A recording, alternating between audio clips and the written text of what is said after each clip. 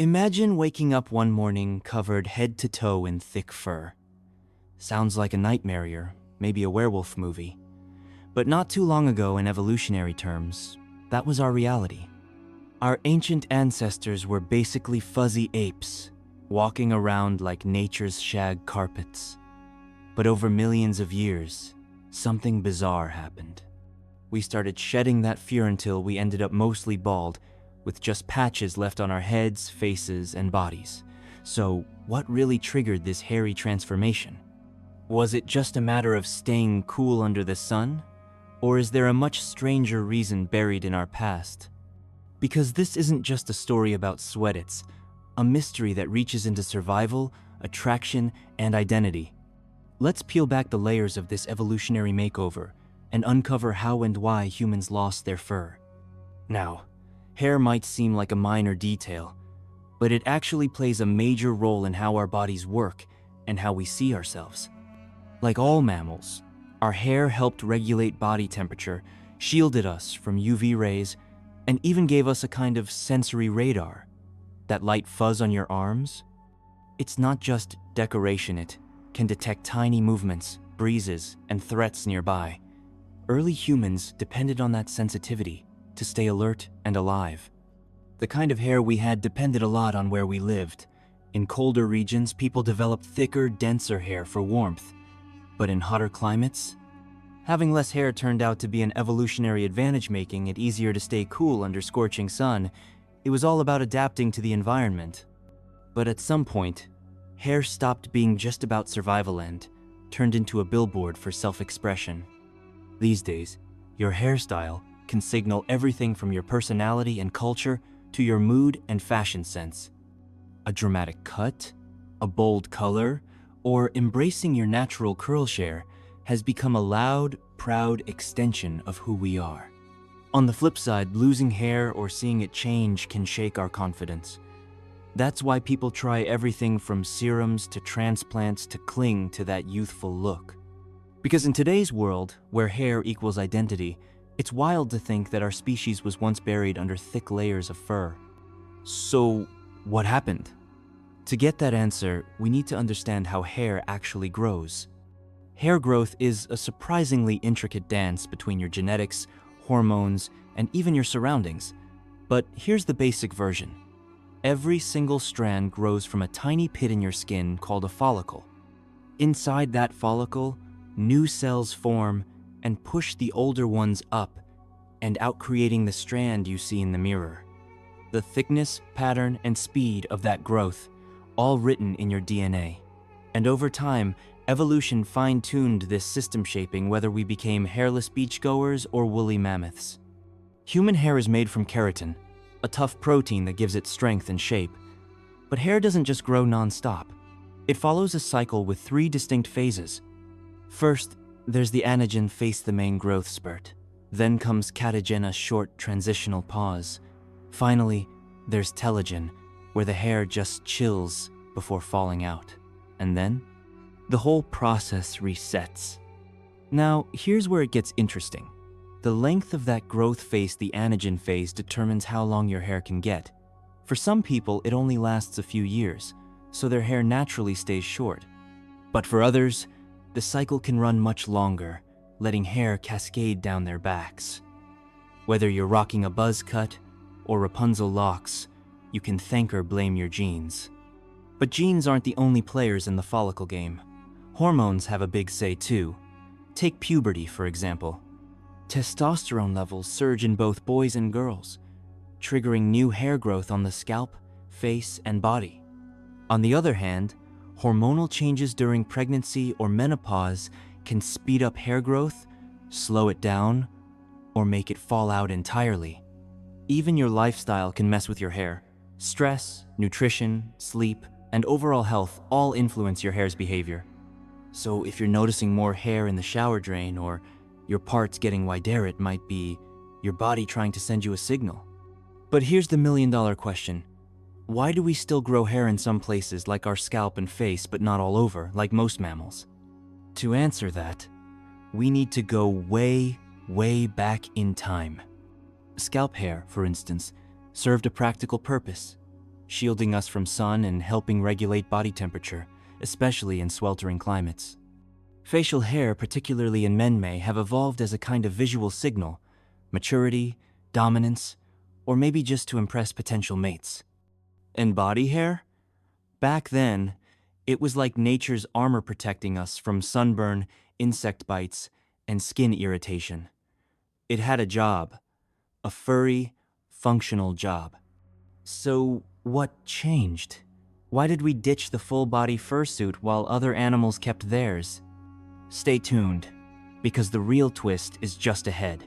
If body hair was once so essential, why on earth did we start shedding it like old carpet?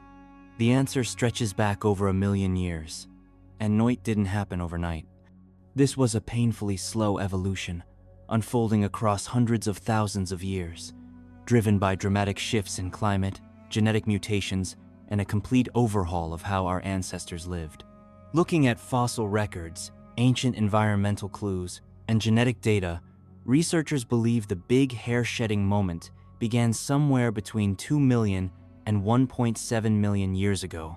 Back then, our distant relatives, let's call them the Fur Squad, technically known as Archaeopithecus were, rocking thick coats of hair, kind of like modern apes. They lived in hot climates, and since they didn't yet have fire or sweaters, fur was their built-in survival kit, trapping body heat during freezing nights and shielding them from temperature swings. But then the game changed. Enter Homo ergaster, an early human species that showed up around 1.7 million years ago. Unlike their tree-loving predecessors, Homo ergaster was built for something new, roaming wide-open grasslands. And that new lifestyle brought a brand new set of evolutionary pressures. One of the most critical changes? A slow but steady slide towards smoother, more breathable skin. Let's break it down. One of the biggest plot twists in human evolution was trading in our fursuits for a more minimal, streamlined look. Fossil clues and body structure evidence show that these early humans, especially the ones who ditched the trees and started striding across open land, had to evolve ways to cope with intense heat. Homo ergaster faced the scorching sun of the African savanna. And in that kind of environment, a fuzzy coat was less of a blessing and more of a curse. Sure, a hairy body might have been perfect in shaded forests, but standing under a blazing equatorial sun? That was a one-way ticket to heat stroke. Ditching the fur was likely not just convenient, it was crucial for survival. But here's where it gets clever. Instead of just dropping the fur and hoping for the best, early humans developed a superpower: sweating. Humans became the champions of sweat. We don't just glisten, we leak. And for sweating to work properly, the body had to lose a layer of insulation, which is exactly what happened. This wasn't just a random mutation, it was a calculated survival tactic. Less fur plus advanced sweat glands meant early humans could keep moving, hunting, and traveling long distances without collapsing from heat exhaustion. Fast forward to about 1.2 million years ago, and now we have hard genetic proof of something called the MC1R gene variant. This tiny gene is connected to skin color specifically, darker skin tones. Why does that matter? Because darker skin helps block harmful ultraviolet rays. And the timing of this genetic change tells us something huge. By the time that gene became common, our ancestors had already lost most of their body hair, which meant their skin was now front and center, completely exposed to the sun. Living in wide, open landscapes without shade, their bodies needed a new line of defense. Enter melanin, nature's sunscreen. The rise of the MC1R variant wasn't just luck, it was evolution reacting to a major problem. As our fur vanished, melanin-rich skin stepped in to protect us. It was one of evolution's boldest upgrades in adaptation to a brand new survival game. All the data points to this hairy transition happening between 1.7 and 1.2 million years ago, in the middle of the Homo ergaster era. And that was the tipping point, a moment in time when early humans started looking a lot more like USAT, at least from the neck down. But here's where things get even more strange. Despite all the fossil evidence and DNA clues, scientists are still arguing over why we gave up our fur to begin with. One of the leading ideas? It's called the thermoregulation hypothesis. Basically, once humans moved into hotter, sunnier regions, the priority shifted to staying cool no matter what. The theory says, less hair plus more sweat equals better control of body heat. And that could have been the difference between life and death, especially for creatures chasing prey across miles of open terrain. Let's rewind again around 4 million years ago. That's when our ancestors, the Australopiths, started stepping out of their cozy, shady forest homes. They wandered into the vast, exposed plains of East Africa.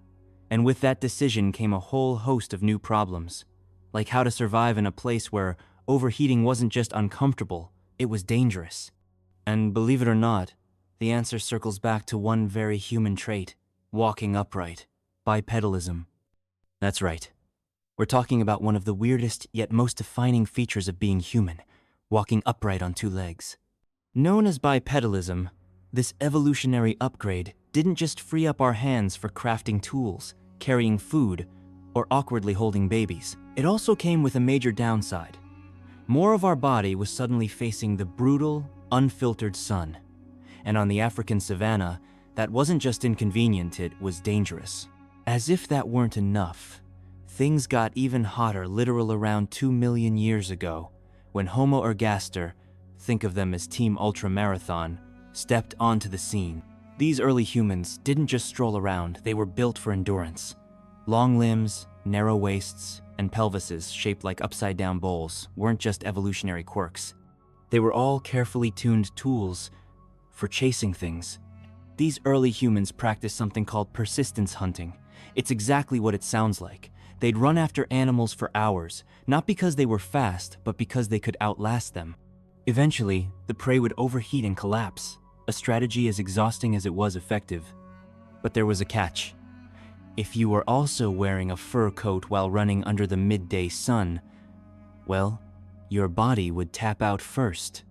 That's where shedding fur gave humans a massive evolutionary edge.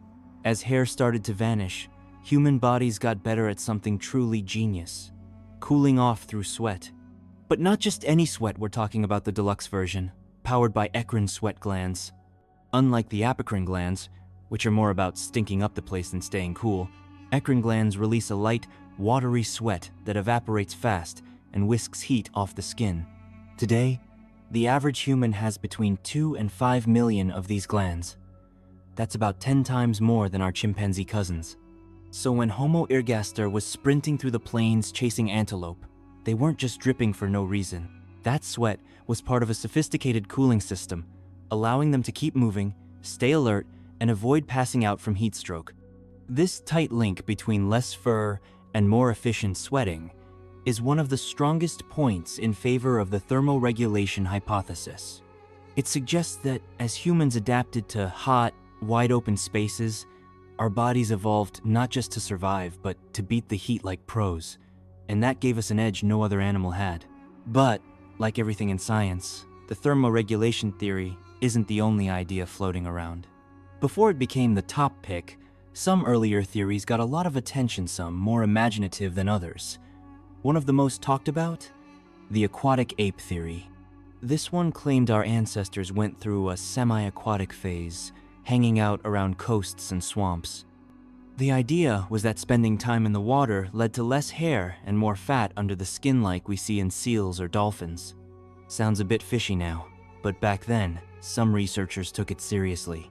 They argued that losing fur made us more hydrodynamic, better suited for swimming. Even bipedal walking, they said, may have developed from wading through shallow water. But here's the kicker. There's absolutely no fossil evidence backing this up. None. Zilch. Science loves a good theory, but it also demands receipts. And with no proof that our ancestors ever lived like swamp creatures, the aquatic ape idea has mostly been left behind. Fun to think about, but not something you'd bet your PhD on. Other early theories leaned more into social explanations. One suggested that humans ditched fur just to stand out from other primates, kind of like the first ever fashion statement. But again, zero solid evidence for that. Then there's a theory that mixed hygiene with romance.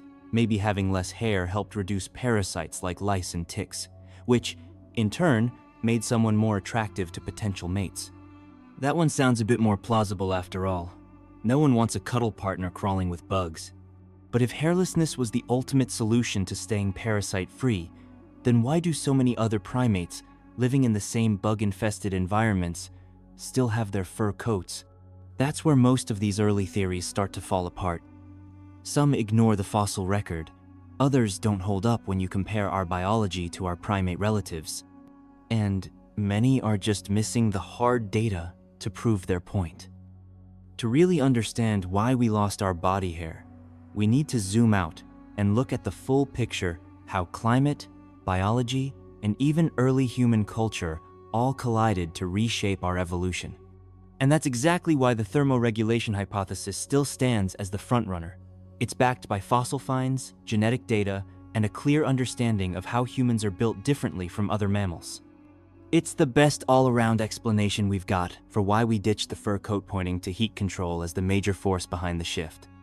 But hold on, what if I told you that early technology also played a role in this hairy vanishing act? Because even way back in the day, our ancestors were already finding clever ways to cheat the system. Two of the biggest game changers? Fire and clothes. Now, nobody's saying that fire or clothing directly caused us to lose our hair. But once humans figured out how to keep warm using these tools, the pressure to keep a thick, insulating layer of fur began to disappear.